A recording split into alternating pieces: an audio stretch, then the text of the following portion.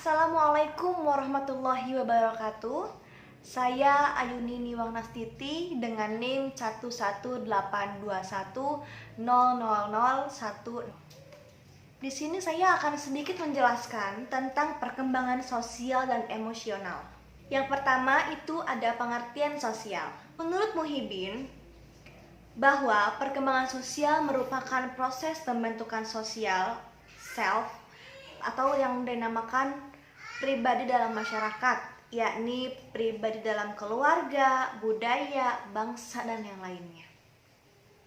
Adapun menurut dari Harlock, mengutarakan bahwa sosial merupakan pemerolehan kemampuan berperilaku yang sesuai dengan tuntutan sosial. Nah, jadi dapat disimpulkan bahwa perkembangan sosial adalah kemampuan seseorang dalam berperilaku di dalam lingkungan sekitarnya atau masyarakat yang sesuai dengan tuntutan sosial atau norma, nilai, atau harapan sosial. Untuk yang selanjutnya itu ada pengertian emosional. Emosi adalah perasaan yang ada dalam diri, dapat berupa perasaan senang atau tidak senang, baik atau buruk. Dalam kamus dunia, emosi didefinisikan sebagai berbagai perasaan yang kuat. Nah, jadi berdasarkan definisi di atas, dapat disimpulkan bahwa perkembangan emosional adalah suatu keadaan yang kompleks, dapat berupa perasaan ataupun getaran jiwa yang ditandai oleh perubahan biologis yang muncul menyertai terjadinya suatu perilaku. Untuk materi selanjutnya akan dibahas oleh saudari Alifa. Yang selanjutnya ada permasalahan sosial yang sering terjadi pada anak usia dini. Yang pertama ada maladjustment, yaitu anak yang demikian sering disebut anak yang bermasalah. Ada dua jenis contoh maladjustment, yaitu yang pertama ada anak tidak puas terhadap tingkah lakunya, tetapi lingkungan sosial tidak dapat menerimanya. Contohnya, anak bersikap sok kuasa, terus si anak sendiri tidak merasa ada yang salah pada dirinya, sementara lingkungan tidak bisa menerima itu. Lalu yang kedua ada tingkah laku diterima lingkungan sosial tapi menimbulkan konflik yang berkepanjangan pada anak. Misalnya, anak bersikap sopan santun, ramah, dan memiliki segala perilaku yang dapat diterima oleh lingkungannya. Padahal itu bukan tingkah laku yang sebenarnya yang ia ingin tampilkan. Jadi anak melakukan hal itu yang sebenarnya terpaksa. Yang selanjutnya ada egosentris. Egosentris adalah bisa dikatakan bila lebih peduli terhadap dirinya sendiri daripada orang lain. Ada 3 hal yang mendasari egosentris. Yang pertama, merasa superior. Karena merasa superior, anak egosentris berharap orang menunggunya, memuji sebab terjadinya, dan diberi peran sebagai pemimpin. Jadi mereka menjadi sok berkuasa, tidak peduli terhadap orang lain.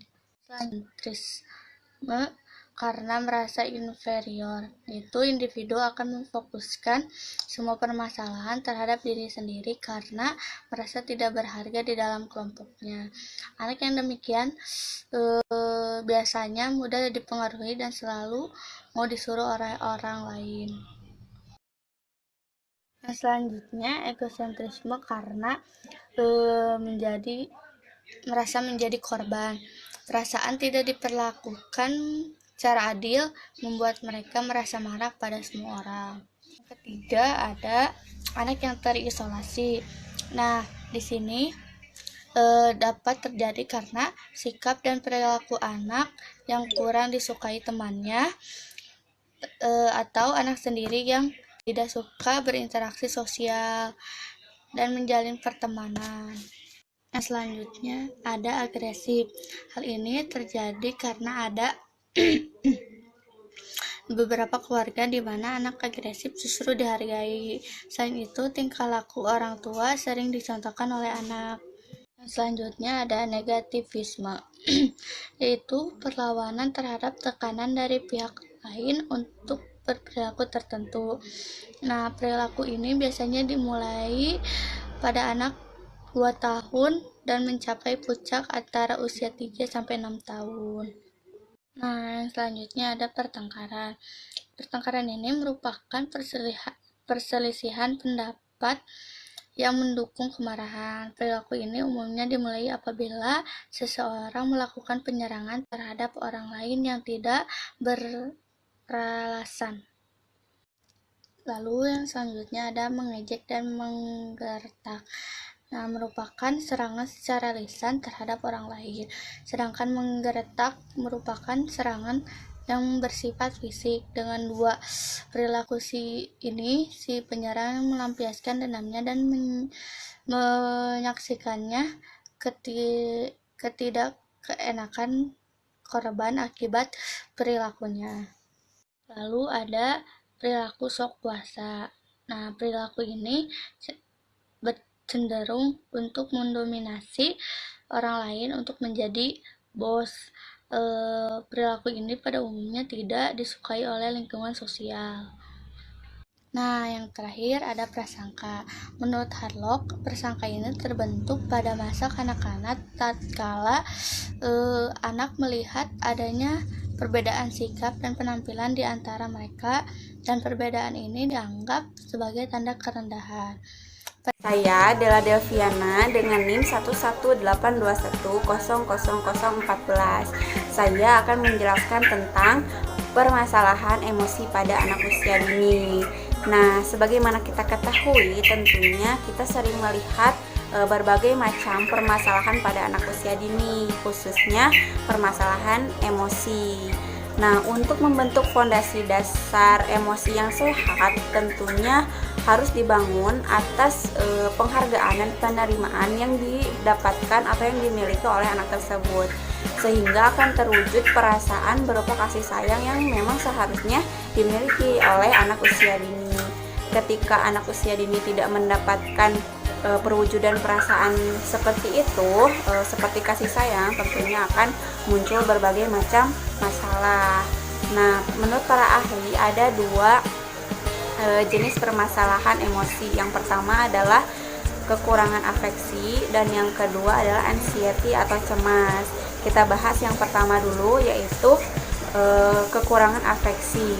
Afeksi itu terdiri dari rasa kasih sayang, kehangatan dari orang-orang terdekat. Ketika anak kekurangan afeksi, tentunya akan muncul berbagai masalah yang akan dihadapi anak tersebut.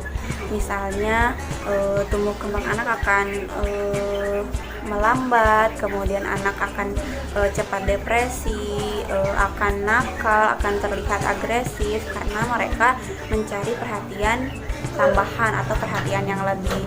Tetapi kekurangan afeksi ini tidak menimbulkan kita untuk memberikan afeksi yang berlebihan, karena afeksi yang berlebihan itu bukanlah sesuatu yang baik juga, nanti akan menimbulkan efek negatif yang muncul.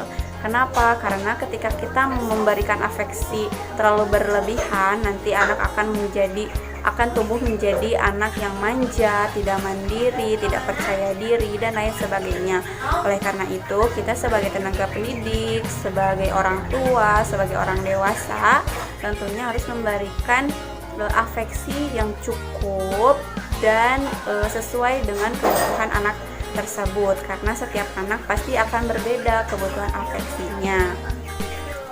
Yang kedua adalah anxiety atau cemas, di mana kita ketahui cemas adalah perasaan yang timbul ketika kita merasa tidak aman.